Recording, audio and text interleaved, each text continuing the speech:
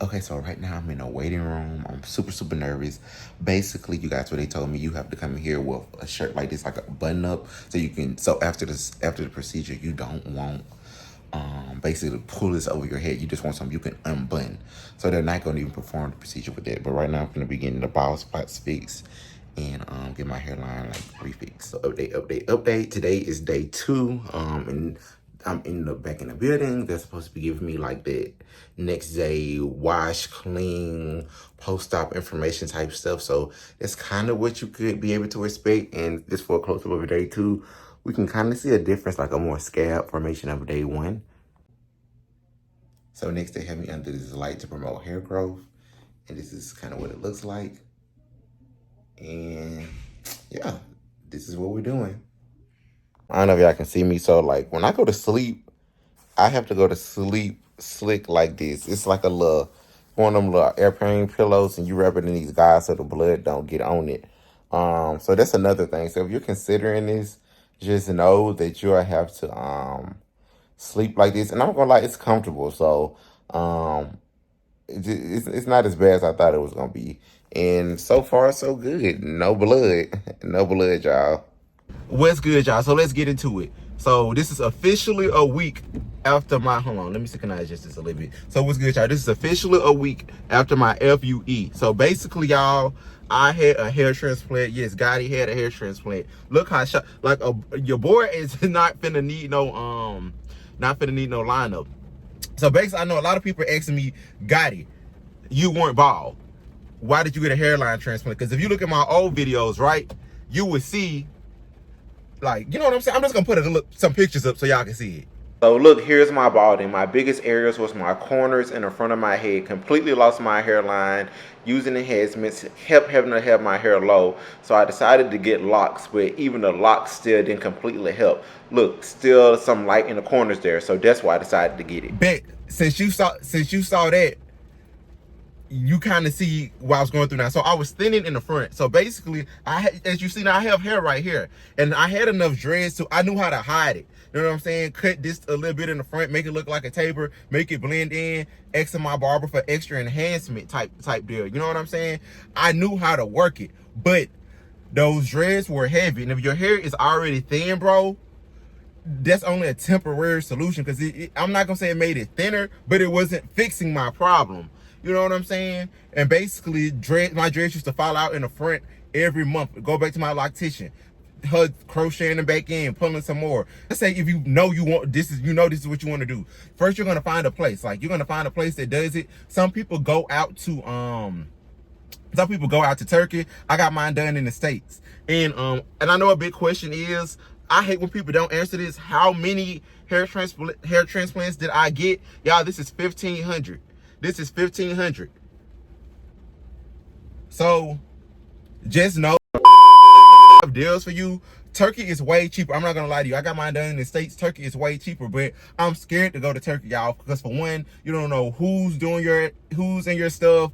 You don't know what, you don't know, like, if they doing it right, if they're gonna give you an infection. You're going across the country. You can't sue. I like follow-ups. I like to ask questions. A language barrier scares me sometimes when it comes to my personal health. I want to be able to ask questions. So they're gonna put this little microscope on you or whatever, right? They're gonna put a microscope over your head. The lady said, Vic, and I like the place I went to. They were actually really honest with me. She said, I'm not gonna give you no fake number. I'm not gonna lie to you, because I went to different places. And y'all, make sure you do that. Make sure you go to different places. Please just don't settle. A lot of dudes, a lot of females go to one place and they get discouraged, or, go to different places. I went to two, 3 different places. You know what I'm saying? And basically, I went to the one with the better price and the better reviews. Read those reviews. Make sure you do that, because like I said, this is your body and this is serious surgery. Like, y'all, I've been down for a whole week.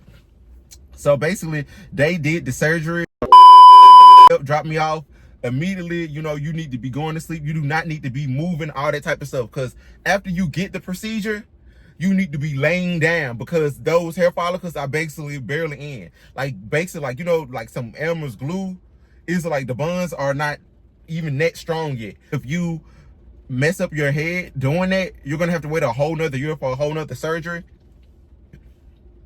So let's see, another big question people have been asking me: did it hurt? Okay, another big question. Did it hurt? Is they're gonna put little needles in your hair and doop doop doop doop doop, some in the back, y'all. And then they also gave me a Valium. They put me, I'm not gonna lie, I'm not gonna say put you to sleep, but baby, listen, I was only up for when they was putting the things in the front of my head. When they was in the back, y'all, I went to sleep. I ain't gonna lie to y'all, I was knocked out.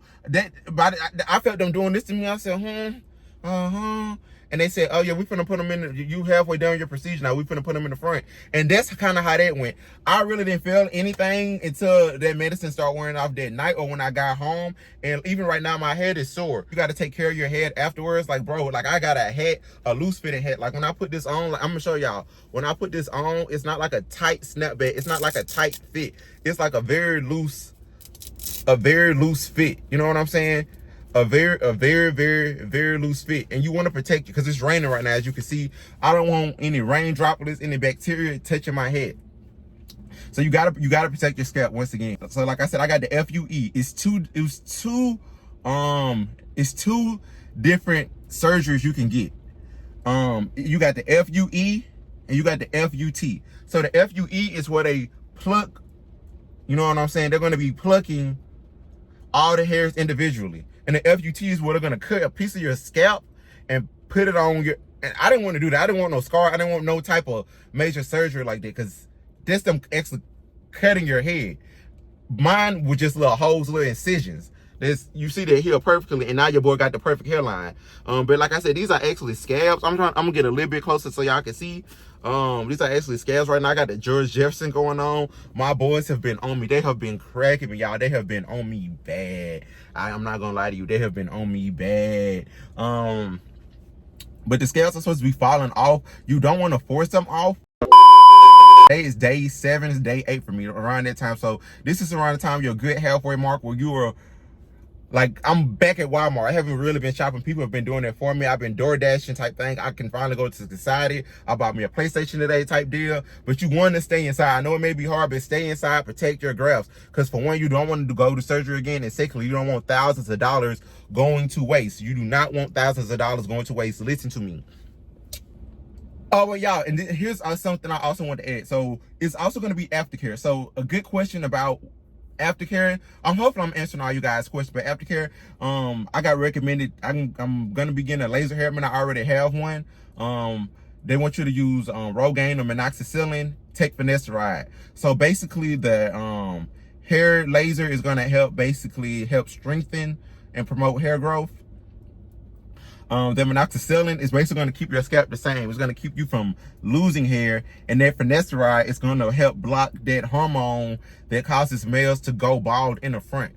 So that's my Aftercare that I was told and that I'm going to be doing. Because you want to, like I said, when you get a surgery like this, understand your hair is still going to fall out. So they only transplanted where my hairs were weak at, the weakest ones. So it's still going to be my natural hairs in there too. They're going to be susceptible to that DHT that's gonna make my hair fall out. So you're gonna have to do your Aftercare, bros, ladies, whatever you get, bros, ladies, wherever you're in here. Y'all know I'm not even gender binary. I got nail paint on right now. So whatever you want to be, whatever you is. So just understand you're gonna have to keep your hair.